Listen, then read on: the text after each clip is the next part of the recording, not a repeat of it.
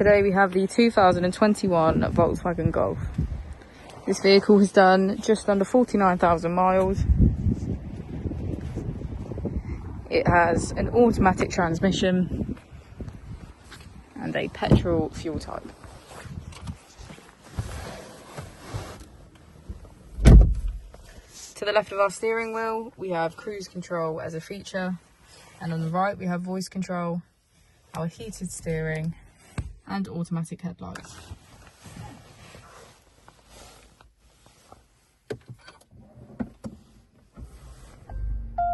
On our screen we can access smartphone integration, app connect, radio and media, users, navigation and sound, vehicle settings and background.